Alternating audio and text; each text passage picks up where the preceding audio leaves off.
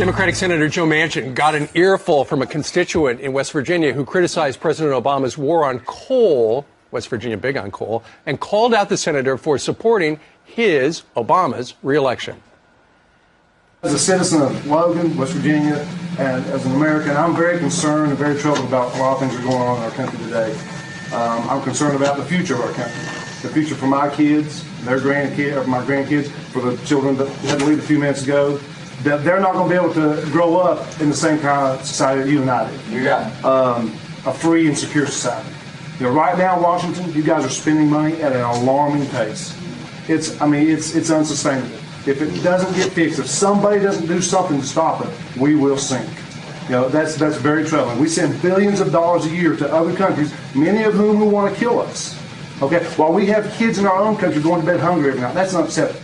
Not his best angle, but nonetheless, Sean Atkins made a good point, and Senator Manchin joins us live. Thank you, Steve. Well, you know what? Got to hand it to you. You know, you got an earful there, and you answered the question to him. I go all over my state. That's what it's all about. When we go home, you're supposed to go out in the state and talk to your people and find out what's wrong. Sean was exactly right. And he said, why did you support? In 2008, I was very hopeful. The president coming from Illinois, a coal state, had good relationships working. We have a lot of West Virginians working in the coal industry in Illinois, and there was a good dialogue. And it just kind of shut down after he became president. And I'm the first to tell you, I'm fighting this every day, trying to find the balance. Coal produces 35 to 40% of our energy. It's the cheapest form of energy we have for us to be the most productive and to be competitive worldwide, and not to use the energy the good Lord gave you in your own backyard. Senator, what does the president say when you bring that up? Because it fuels the power plants for the electric cars. I mean, come on. It's just, you know, we're on two different pages You here. disagree with him on the Keystone Pipeline, too. Absolutely. 2 weeks ago, I interviewed you about that, and you know, you were getting together with the other side of the aisle, which some people think is taboo, but you believe in that. Same thing with the gun bill, right? Well, Gretchen, here's the thing. In West Virginia, we believe you should buy from your friends and your neighbors, not your enemies. And that's really what that comes down to. That oil is going to go somewhere. Is it going to go to China and different parts of the world, or can we use it here and benefit ourselves and make ourselves more secure? Sure, and make more jobs.